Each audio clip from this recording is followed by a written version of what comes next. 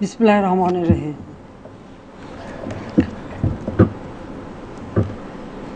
জাতির পিতা বঙ্গবন্ধু শেখ মুজিব বলেছিলেন, দারিদ্র্য যাতে উচ্চশিক্ষার জন্য মেধাবী ছাত্রদের জন্য অভিশাপ না হয়ে দাঁড়ায় সেদিকে দৃষ্টি রাখতে হবে। আনকোড। এটা বলেছেন তিনি 1970 সালে যে নির্বাচন, সেই নির্বাচনের প্রাক্কালে রেডিও টেলিভিশনে একটা ভাষণ দেওয়ার সুযোগ হয়েছিল। রেডিওতে, তখন টেলিভিশনের সুযোগ ছিল কম। তো রেডিওতে যে ভাষণ দিয়েছিলেন সেই ভাষণেই তিনি আগামী দিনের রূপরেখার কথা বলেছিলেন। আমার প্রতিটি পদক্ষেপ হচ্ছে আমার বাবা যে পথ দেখিয়ে গেছেন সেই পথে চলা। আমি আজকের দিনে সবথেকে আনন্দিত, যেখানে আমি আমাদের দেশের কত অঞ্চলে ছড়িয়ে ছিটে থাকা মেধাবী ছাত্র ছাত্রী তাদেরকে খুঁজে বের করা এবং আগামী দিনের বাংলাদেশকে এগিয়ে নিয়ে যাওয়ার জন্য তাদেরকে প্রস্তুত করা, সেটাই হচ্ছে সবথেকে বড় কথা। আজকের এই অনুষ্ঠানে সভাপতি এবং প্রিয় সহকর্মীবৃন্দ এবং উপস্থিত আমাদের ছাত্রছাত্রী, অভিভাবক, তাদের শিক্ষকবৃন্দ সহ সমগ্র যারা সুধীমণ্ডলী আছেন, সবাইকে আমি আন্তরিক স্বাগত জানাই। আমরা এখানে প্রধানমন্ত্রী শিক্ষা সহায়তা ট্রাস্টের আওতায় ষষ্ঠ থেকে দ্বাদশ এবং স্নাতক পাস ও সমমান পর্যায়ের অসচ্ছল মেধাবী শিক্ষার্থীদের মাঝে উপবৃত্তি, টিউশন ফি বিতরণ কার্যক্রম উদ্বোধন, বঙ্গবন্ধু সৃজনশীল মেধা অন্বেষণ 2024-এর সেরা মেধাবী পুরস্কার এবং বঙ্গবন্ধু শেখ মুজিব স্কলার 2023 প্রদান অনুষ্ঠানে এই আয়োজন। এখানে সবাইকে আমার আন্তরিক শুভেচ্ছা জানাচ্ছি। শুধু এখানে উপস্থিত যারা তারা নয়, সারা বাংলাদেশে যারা, সকলের জন্য, প্রবাসীদের জন্য আমি গভীর শ্রদ্ধার সাথে স্মরণ করছি সর্বকালের সর্বশ্রেষ্ঠ বাঙালি জাতির পিতা বঙ্গবন্ধু শেখ মুজিবুর রহমানকে, যার নেতৃত্বে আমরা স্বাধীনতা পেয়েছি। আর এই স্বাধীনতা সংগ্রাম তিনি শুরু করেছিলেন 1948 সালে, যখন পাকিস্তানিরা আমাদের মাতৃভাষায় কথা বলার অধিকার কেড়ে নিতে চেয়েছিল। ঢাকা বিশ্ববিদ্যালয়ের আইন বিভাগের ছাত্র ছিলেন তিনি। তখনই এর প্রতিবাদ করেন এবং ছাত্রদের নিয়ে সেখানে মাতৃভাষাকে রাষ্ট্রীয় মর্যাদা দেওয়ার জন্য সংগ্রাম গড়ে তোলার জন্য সেই সংগ্রাম শুরু করেন। সেই সংগ্রামের পথ বেয়েই কিন্তু আমাদের স্বাধীনতা অর্জন। স্বাধীনতার পর মাত্র সময় পেয়েছিলেন 3 বছর 7 মাস। আমাদের একটি সংবিধান উপহার দিয়েছিলেন, যে সংবিধানে শিক্ষাকে সবথেকে গুরুত্ব দিয়েছিলেন, প্রাথমিক শিক্ষা থেকে শুরু করে উচ্চশিক্ষা পর্যন্ত। এবং তিনি আমাদের দেশে যারা প্রাথমিক শিক্ষা, যেহেতু আমাদের সংবিধানে বলা আছে যে প্রাথমিক শিক্ষা সম্পূর্ণ অবৈতনিক হবে, বাধ্যতামূলক হবে। একটা যুদ্ধবিধ্বস্ত দেশ, কারেন্সি নোট নেই, রিজার্ভ মানি বলে কিছু নেই, একেবারে সেই বাংলাদেশের কথা এখনকার কেউ বোধহয় চিন্তাই করতে পারবে না। ওই অবস্থায় উপরে দাঁড়িয়ে, একটা ধ্বংসস্তূপের উপর দাঁড়িয়ে যখন তিনি যুদ্ধবিধ্বস্ত দেশকে পুনর্বাসনের কাজ শুরু করেন, পাশাপাশি প্রায় 36,165টি প্রাথমিক বিদ্যালয় তিনি জাতীয়করণ করেন, মেয়েদের শিক্ষা অবৈতনিক করে দেন। আমাদের শিক্ষা ব্যবস্থা উন্নয়নের জন্য যে সমস্ত পদক্ষেপ তিনি নিয়েছিলেন, 1973 সালে বিশ্ববিদ্যালয় মঞ্জুরি কমিশন গঠন করেন, কৃষি বিজ্ঞান ও প্রযুক্তি গবেষণা উন্নয়নের নানামুখী উদ্যোগ গ্রহণ করেন। 1974 সালে বিজ্ঞান ও প্রযুক্তি গবেষণা এবং আণবিক শক্তি কমিশনের গঠন করেন। 1974 সালেই তিনি শিক্ষা ও সংস্কৃতি মন্ত্রণালয় গঠন করেন। সবথেকে বড় কথা যে আমাদের একটা শিক্ষা নীতিমালা প্রণয়নের জন্য তখনকার দিনে বাংলাদেশের সবথেকে একজন স্বনামধন্য বৈজ্ঞানিক ডক্টর কুদরতে খোদা, তার নেতৃত্বে শিক্ষা কমিশন গঠন করেন, যে বাংলাদেশের উপযুক্ত শিক্ষা নীতিমালা যেন প্রণয়ন করা হয়। এবং সেটা প্রণয়ন করা হয়েছিল এবং তিনি সেটা হাতে তুলেও দিয়েছিলেন, কিন্তু সেটা করে যেতে পারেননি। 1975 সাল 15ই আগস্ট আমাদের জাতীয় জীবনের সবথেকে কলঙ্কময় অধ্যায়। সেই দিন জাতির পিতা বঙ্গবন্ধু শেখ মুজিবুর রহমানকে নির্মমভাবে হত্যা করে, একই সাথে হত্যা করে আমার মা বেগম ফজিলাতুন্নেসা মুজিবকে। আমার ছোট 3 ভাই, মুক্তিযোদ্ধা ক্যাপ্টেন শেখ কামাল, মুক্তিযোদ্ধা লেফটেন্যান্ট শেখ জামাল এবং আমার ছোট ভাইটি মাত্র 10 বছর বয়স, তাকেও নির্মমভাবে ঘাতকরা হত্যা করে। কামাল জামালের নবপরিণীত বধূ সুলতানা এবং পারভিন জামান রোজিকে হত্যা করে। আমার একমাত্র চাচা শেখ আবু নাসের, তিনিও মুক্তিযোদ্ধা, পঙ্গু ছিলেন। ঘাতকের দল তাকেও ছাড়েনি, তাকেও নির্মমভাবে হত্যা করে। রাষ্ট্রপতি, military secretary brigadier Jamil Uddin এবং পুলিশ অফিসার সিদ্দিকুর রহমানকে হত্যা করে। একই দিনে আমার মেজফুপুর বাড়ি আক্রমণ করে শেখ ফজলুল হক মনি, যুবনেতা, মুক্তিযোদ্ধা, তাকে হত্যা করে তার অন্তঃসত্ত্বা স্ত্রী আরজুমনিকে হত্যা করে।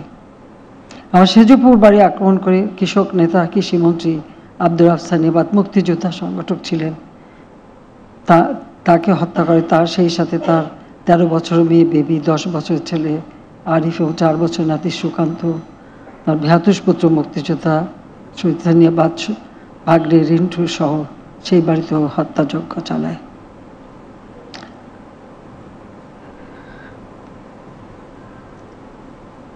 আমার ছোট বোন আর আমি তখন বিদেশে ছিলাম।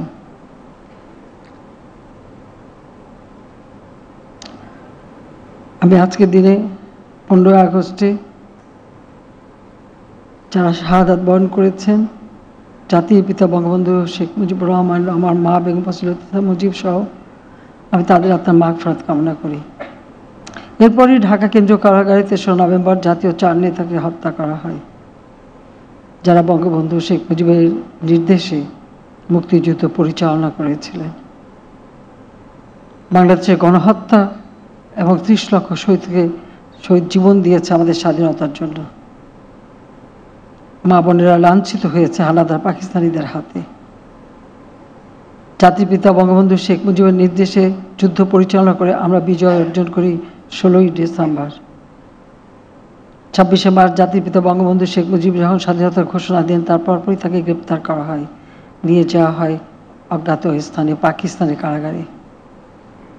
কিন্তু পাকিস্তানিরা যখন পরাজিত হয় এবং বিশ্ব জনমতের চাপে পাকিস্তানের সেই ইয়াহিয়া সরকারের পতন হয়, নতুন সরকার আসে, তারা বঙ্গবন্ধুকে মুক্তি দিতে বাধ্য হয়। তিনি ফিরে আসেন তার প্রিয় স্বদেশ ভূমিতে 10 জানুয়ারি 1972 সালে। মাত্র 3 বছর 7 মাস সময় পান। এই একটা বিধ্বস্ত দেশ গড়ে তুলে বাংলাদেশকে স্বল্পোন্নত দেশের মর্যাদা তিনি দিয়ে গেছেন। 126টা দেশ আমাদেরকে স্বীকৃতি দিয়েছিল, আন্তর্জাতিক সংস্থাগুলির সদস্যপদ আমরা পাই, এবং বাংলাদেশটাকে গড়ে তোলার সেই ভিত্তিটা আজকে আমরা যখন যেখানে কাজ করতে যাই, আমরা দেখি এই অল্প সময়ের মধ্যে সমস্ত আইন প্রণয়ন করা, নীতিমালা প্রণয়ন করা, একটা দেশকে গড়ে তোলা, সব কাজই কিন্তু তিনি করে গিয়েছিলেন। কিন্তু আমাদের দুর্ভাগ্য যে 1975 সালের 15ই আগস্টে জাতির পিতাকে হত্যা করে, সংবিধান লঙ্ঘন করে, অবৈধভাবে যারা একের পর এক ক্ষমতা দখল করেছিল, তারা বাংলাদেশকে আর সামনের দিকে এগিয়ে নেওয়া যাওয়ার চেষ্টা করেনি, বা শিক্ষার দিকে। কারণ একটা যুদ্ধ বিধ্বস্ত দেশ যখন তিনি গড়ে তোলেন, সেই সময় যেখানে যুদ্ধকালীন সময় কোনো খাদ্য উৎপাদন হয়নি এবং কোনো খাদ্য ছিল না, কারণ তারা পাকিস্তানিরা এমনভাবে সারা দেশে গণহত্যা এবং অগ্নিসংযোগ চালিয়েছিল, গোলা ভরা সমস্ত ধান সব কিছু পুড়িয়ে দিয়েছিল। ওই অবস্থার মধ্যেও স্কুল কলেজ প্রায় ধ্বংসপ্রাপ্ত ছিল, সেগুলি যখন পুনর্গঠন করেন, সেই সাথে সাথে স্কুল কলেজ বিশ্ববিদ্যালয় পর্যন্ত বিনামূল্যে বই বিতরণ, কাপড় চোপড় কিনে দেওয়া, খাতা পেন্সিল কিনে দেওয়া, সমস্ত কিছু কিন্তু তখন বিনামূল্যে বঙ্গবন্ধু শেখ মুজিব বিতরণ করেছিলেন। ভাবতে অবাক লাগে যে তিনি কীভাবে এই কাজগুলি করলেন।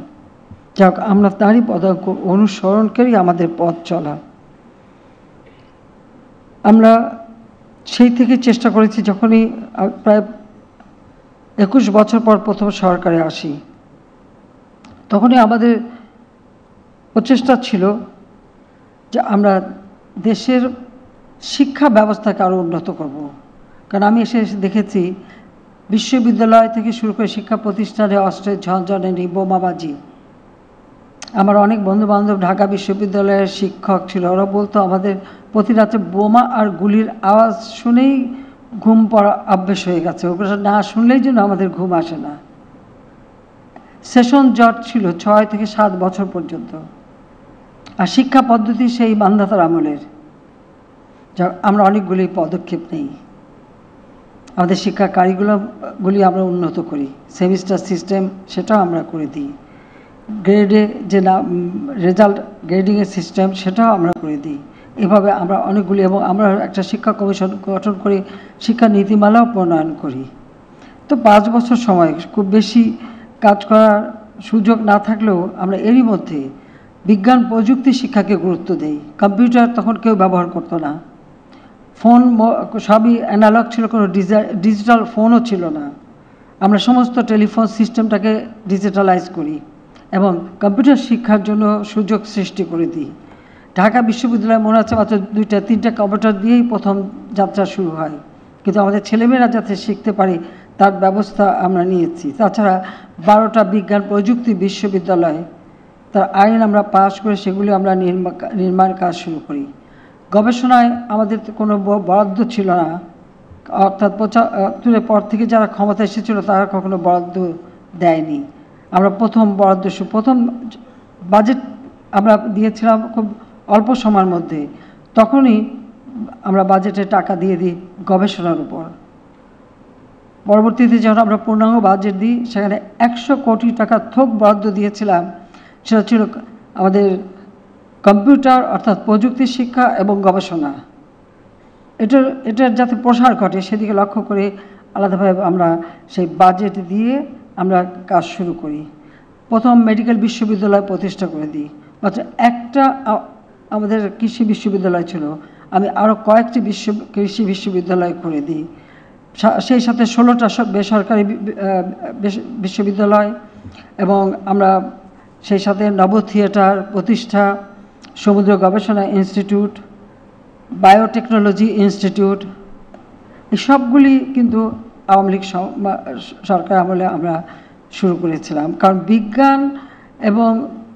বিজ্ঞান ছাড়া এবং গবেষণা ছাড়া, প্রযুক্তির জ্ঞান ছাড়া একটি দেশ বিশ্বের সাথে তাল মিলিয়ে চলতে পারে না।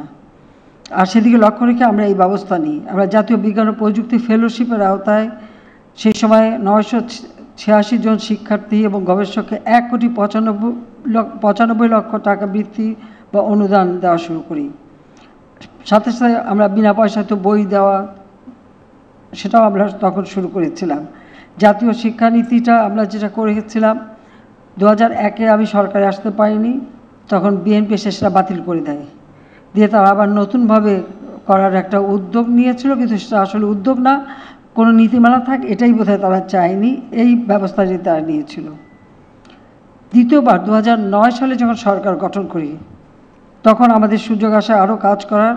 আমরা শিক্ষা গবেষণা খাতে সবথেকে বেশি বরাদ্দ দেওয়া শুরু করি, এবং 2010 সাল থেকে বছরে আমরা বিনা পয়সায় বই দেওয়া শুরু করেছি। অনেকে সে সময় ভেবেছে এটা কী করে সম্ভব, কিন্তু আমরা সেই অসম্ভবকে সম্ভব করেছি।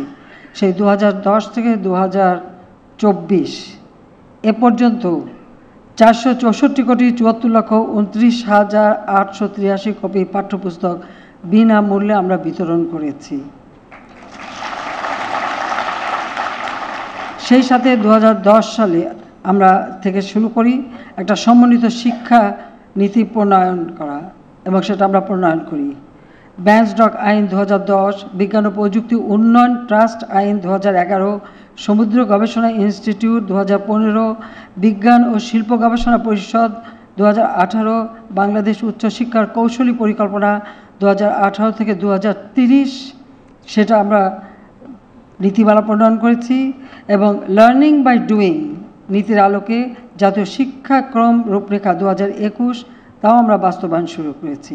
পাশাপাশি আমাদের ঘরে বসে, কারণ কম্পিউটার সকলের হাতে, মোবাইল ফোন সকলের হাতে, broadband, submarine cable, Bangabandhu satellite 1 আমরা উৎক্ষেপণ করে এই সুযোগটা একেবারে দ্বীপ অঞ্চল পর্যন্ত ছড়িয়ে দিয়েছি, সেই সাথে বিদ্যুৎ উৎপাদন করে আজকে শতভাগ বিদ্যুৎ দিতে পেরেছি। পাশাপাশি আমাদের ছেলে মেয়েদের শিক্ষা দেওয়া এবং লার্নিং অ্যান্ড আর্নিং, মানে শিক্ষা গ্রহণ করে যেটা উপার্জন করতে পারি সেই সুযোগটা আমরা সৃষ্টি করে দিয়েছি। আমরা ফ্রিল্যান্সিং এর পরে শিক্ষা দিয়ে অনেকে কাজের ফাঁকে ফাঁকে অর্থ উপার্জন করতে পারে, বিদেশ থেকে অর্থ উপার্জন করতে পারি।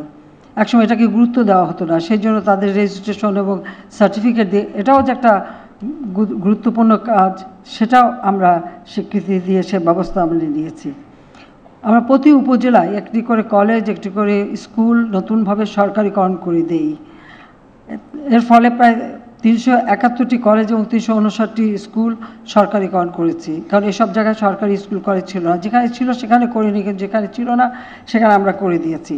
আমরা মাধ্যমিক উচ্চ শিক্ষা বিভাগের আওতাধীন 5,653টি বেসরকারি শিক্ষা প্রতিষ্ঠানকে এমপিওভুক্ত করেছি।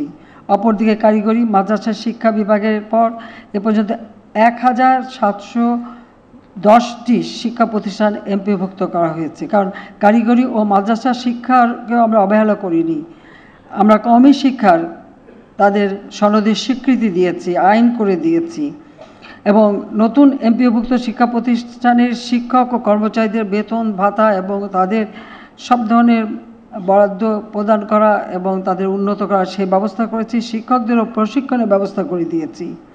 সবচেয়ে বড় কথা যে প্রত্যেকটা স্কুলে যেখানে আমাদের ছেলেমেয়েরা একসাথে পড়ে বা সকলের জন্য স্বাস্থ্যসম্মত ওয়াশরুম তৈরি করা, অর্থাৎ স্যানিটারি ল্যাট্রিন সহ ওয়াশরুম তৈরি আমরা করে দিয়েছি, যাতে আমাদের ঝরে পড়াটা কমে যায়। আজকে ঝরে পড়া আমাদের কমে গেছে, নাই বললেই চলে। পাশাপাশি আমরা 2009 থেকে এ পর্যন্ত 23টি পাবলিক বিশ্ববিদ্যালয়, 54টি প্রাইভেট বিশ্ববিদ্যালয় প্রতিষ্ঠা করেছি।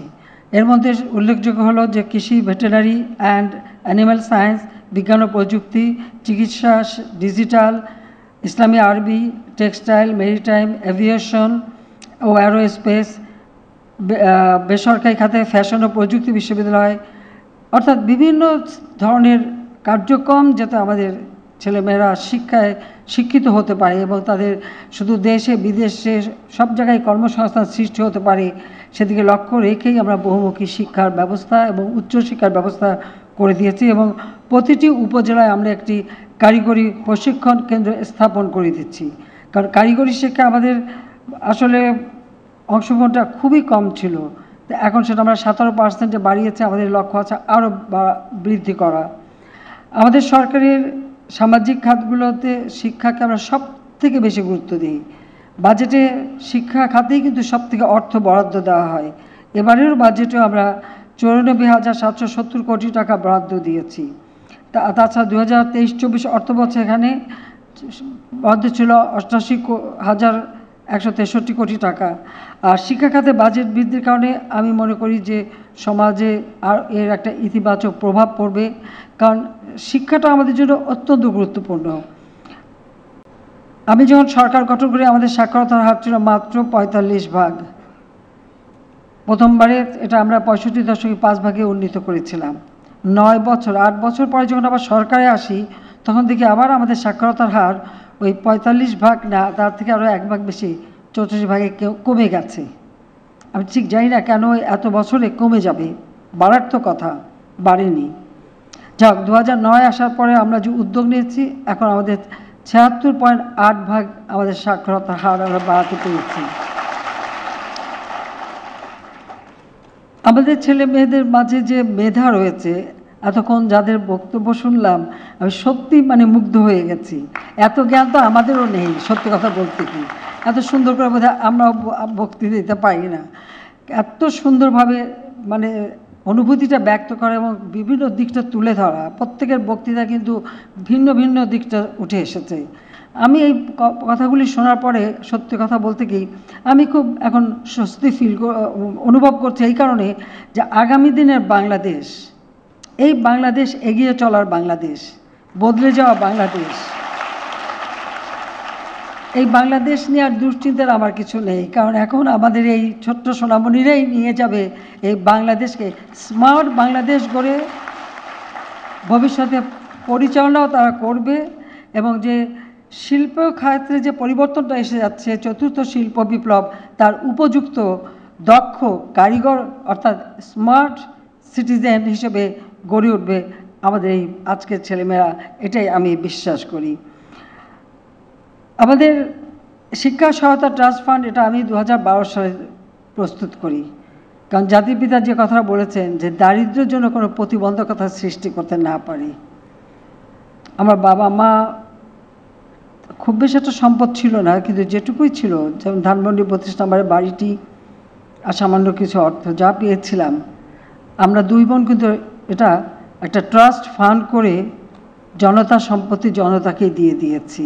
পাশাপাশি একটা সেই ট্রাস্ট থেকে আমরা প্রথম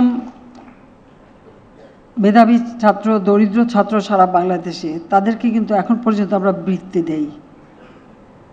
প্রতি মাস হিসাবে প্রতি 3 মাসে আমরা এই বৃত্তিগুলি দিয়ে থাকি। শুধু তাই না, এই ট্রাস্টে আমাদের অনেক ছেলে পেলে পার্ট টাইম কাজ করেও কিছু হাত খরচ জোগাড় করতে পারে, সেই ব্যবস্থাটাও করে দিয়েছিলাম।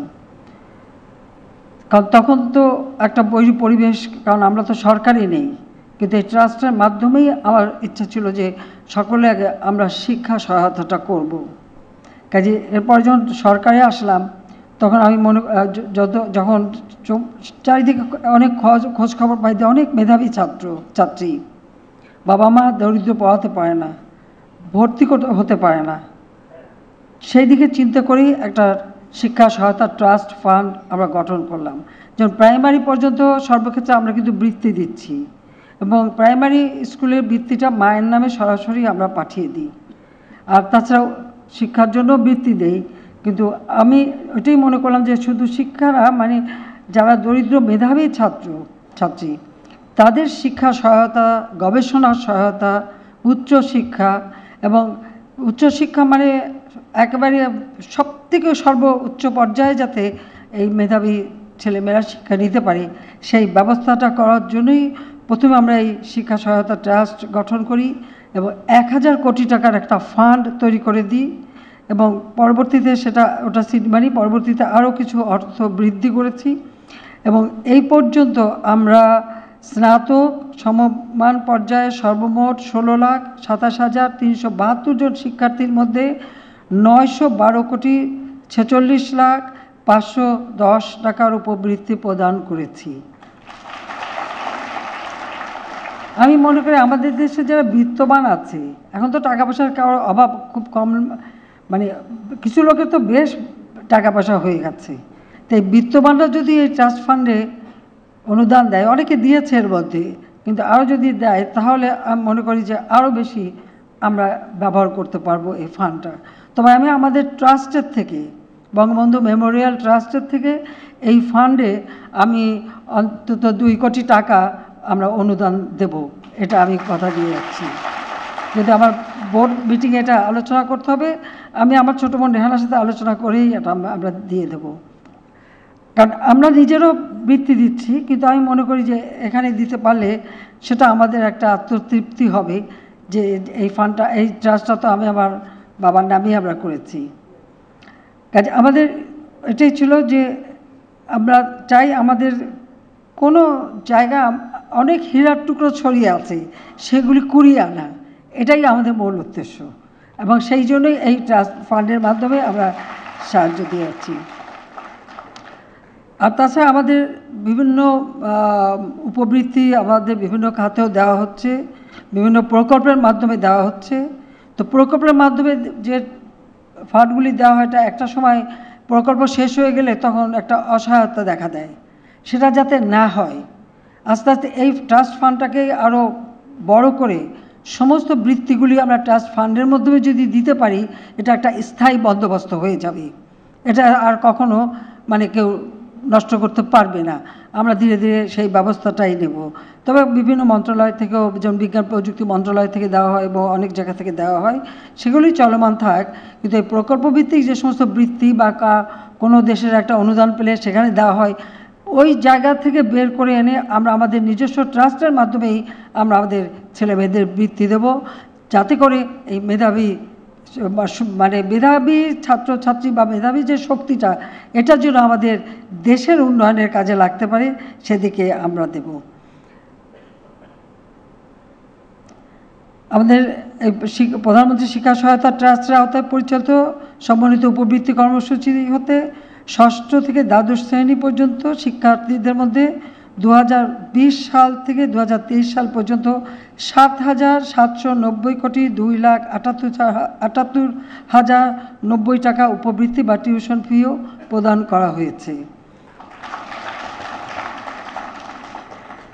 আমাদের এই সমন্বিত উপবৃত্তি কর্মসূচি থেকে মুক্তিযোদ্ধা প্রজন্ম, প্রতিবন্ধী, তৃতীয় লিঙ্গ, প্রাক্তন ছিটমহল, সেগুলো এখন আমাদের হয়ে গেছে, সেখানকার বাসিন্দা, অতি দরিদ্রপীড়িত 10টি উপজেলা যেমন লাইখানছড়ি, আলীকদম, কুড়িগ্রাম সদর, চররাজীবপুর, চিলমারি, উলিপুর, ভুরুঙ্গামারি, কাহারোল, খানসামা, কুলিয়ারচর থেকে 2023-24 অর্থবছরে আবেদনকৃত শতভাগ শিক্ষার্থীর মধ্যে এটা হচ্ছিল 49,142 জন এই বছর উপবৃত্তি প্রদান করা হচ্ছে, যার ফলশ্রুতিতে শিক্ষা প্রতিষ্ঠানে শিক্ষার্থী ভর্তি সংখ্যা যেমন বৃদ্ধি পেয়েছে, আমাদের ঝরে পড়াও কমে গেছে।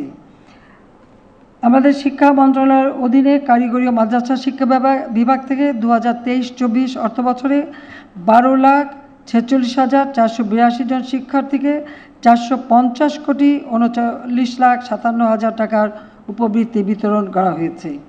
প্রাথমিক সহ মাধ্যমিক পর্যায়ে শিক্ষায় সুবিধাবঞ্চিত যে জনগোষ্ঠী, তাদের অংশগ্রহণ বৃদ্ধি করার জন্য আমাদের সকল ছাত্রছাত্রী উভয়ের জন্য বর্ধিত হারে উপবৃত্তি প্রদান করা হচ্ছে।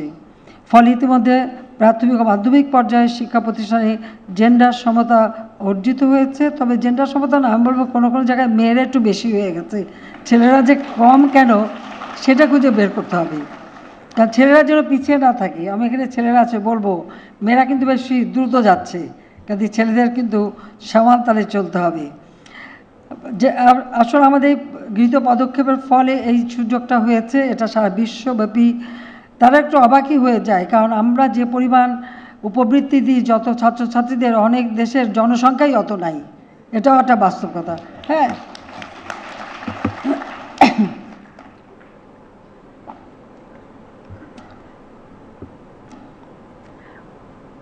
আমাদের প্রিয় শিক্ষার্থীদের আমি বলবো যে আমরা দায়িত্ব নেওয়ার পর, অর্থাৎ আওয়ামী লীগ সরকার দায়িত্ব নেওয়ার পরে পাঠ্যপুস্তক, পাঠ্যপুস্তকের শিক্ষাক্রম সব কিছু আমরা পরিবর্তনশীল বিশ্বের সাথে তাল মিলিয়ে এই যে সৃজনশীল শিক্ষার ব্যবস্থা, মেধা অন্বেষণ, মেধার মাধ্যমে শিক্ষাকে আরও আপন করে নেওয়া, শিক্ষাটা একটা আনন্দমুখর পরিবেশে করা, সেই পদ্ধতিটাতে আমরা আসতে চাই। কারণ এটা বাস্তব কথা। এখন যদি সারাক্ষণকে বলে পর পর পর, এটাকে ভালো লাগে বলো? মোটেই ভালো লাগে না। যা একটু পড়ার ইচ্ছা থাকে তাও নষ্ট হয়ে যায়, এটা কিন্তু বাস্তব কথা। সেই জন্যই মানে এমনভাবে শিক্ষার ব্যবস্থাটা করা যে আগ্রহ নিয়েই ছেলেমেয়েরা পড়বে, পরপর করতে হবে না বা ধরে পিটাতেও হবে না, নিজেরাই পড়বে, নিজেদের মধ্যেই সেই মানে আকাঙ্ক্ষাটা থাকবে। আমরা সেই সিস্টেমটাই তৈরি করতে চাই। জানি অনেক সময় একটা পরিবর্তন আসলে অনেকেই নানা ধরনের কথা বলে, আর তাছাড়া ডিজিটাল বাংলাদেশ, সোশ্যাল মিডিয়া, যার যা মনে আছে সব সমালোচনা করতে পারলে তো খুশি। আমরা আবার বাঙালি পরচর্চায় খুব পছন্দ করি, পরচর্চা ছাড়া তো আসলেই যাবে না, তো যে যা মনে করে লিখে দেয়। কিন্তু সেটা আমি এইমাত্র আমাদের শিক্ষা বলছি এটা লিখলো ওটা লিখলো, আমরা ওটা লিখলো এটা লিখলে শুনবো না তো। নিজের মনের আত্মবিশ্বাস থাকতে হবে।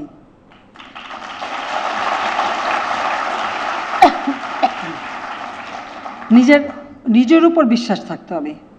আর দেশের দায়িত্ব যখন নেবে, দেশের জন্য কোনটা ভালো সেটা নিজের চিন্তা থেকে আসতে হবে। আর কেউ একটু সমালোচনা করলেই অমনি সেটার জন্য ভীত হয়ে যেতে হবে, আমি এটা বিশ্বাস করি না। আত্মমর্যাদাবোধ, আত্মবিশ্বাস, এটাই মানুষকে শক্তি দেয়। কাজে আমি আমাদের শিক্ষার্থী যারা তাদেরকে এটাই বলবো যে সব সময় এই চিন্তাটাই করতে হবে। কে কি বললো আর অমনি শুনে চোখের পানি ফেলা বা মুখ লোকানো মোটেই তা না। নিজের বিশ্বাস থেকে চলা শিখতে হবে, তাহলে এই দেশকে তোমরা এগিয়ে নিয়ে যেতে পারবে। যে আজকে টেস্টের মাধ্যমে 2023-24 অর্থবছরে স্নাতক পাস ও সমমান, মাধ্যমিক ও সমমান, উচ্চ মাধ্যমিক ও সমমান পর্যায়ে মোট 64,70,071 জন সুবিধাভোগী শিক্ষার্থীর মধ্যে 2,208,43,54,005 টাকা G2P, গভর্নমেন্ট থেকে direct, government to people person, ওই G2P পদ্ধতিতে BEFTN ব্যবস্থায় মোবাইল ব্যাংকিং ও অনলাইন ব্যাংকিংয়ের মাধ্যমে এই বিতরণ কিছুক্ষণ আগে উদ্বোধন করেছি। কাজে আমরা চাই আমাদের দেশটা এগিয়ে যাক। আমরা 2008 সালের নির্বাচনী ইস্তাহারে দিয়েছিলাম দিনবদলের সনদ এবং রূপকল্প 2021। আমরা কিন্তু তা বাস্তবায়ন করেছি খুব সফলভাবে। কোভিড-19 মাঝখানে এসে কিছু সমস্যার সৃষ্টি করেছে, সেটাও আমরা মোকাবেলা করেছি। ছেলেমেয়েদের পড়াশোনা যাতে বন্ধ না হয় তার জন্য ওই ডিজিটাল পদ্ধতি এবং টেলিভিশনের মাধ্যমে মানে আমার ঘর আমার স্কুল, এভাবে কিন্তু শিক্ষা ব্যবস্থা আমরা অব্যাহত রাখতে সক্ষম হয়েছি।